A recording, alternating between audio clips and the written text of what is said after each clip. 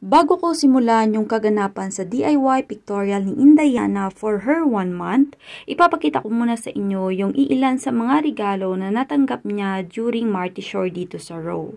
Ito pala ay nanggaling sa pinsan at tita ng aking asawa.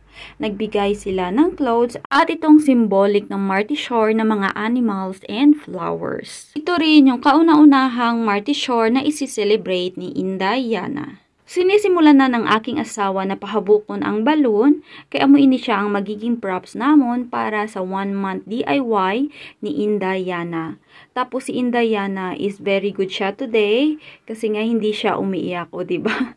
Nandyan lang siya sa gilid tapos nanonood lang siya sa amin.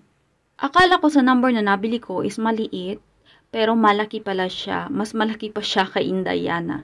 At ito na nga, sinisimulan ko na rin ayusin yung paglalagyan ko ng aming props kung saan dito ko pipicturean si Indayana.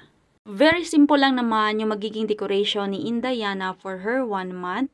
Pero nilagay ko siya dito sa aming bed. Ito yung magiging maliit na studio ni Indayana kasi maganda yung lighting dito. Then nilagay ko na rin yung malaking number.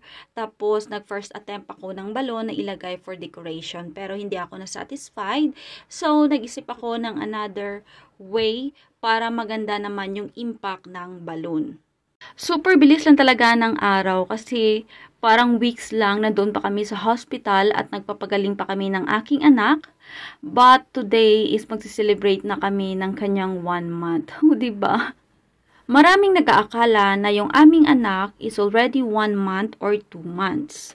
Nung pinanganak ko kasi siya, yung kanyang kilo is 4.1. So, malaking bata talaga. Tapos, nung araw na yon siya yung pinakamalaking bata na pinanganak. Itong asawa ko is todo effort din sa pag-aayos ng decoration para sa kanyang unika iha. Charan! Ito na pala yung aming final look. Very simple lang yan. Tapos yung artificial flowers na aking nilagay or dinecorate dyan is kinuha ko sa my flower vase ng aking biyanan. Good job anak dahil natapos na yung iyong pictorial. Likod ng magandang kuha ng anak is may haggard nga nanay kag tatay sa likod. So, tulog na siya. So, let's go sa goal and we already done.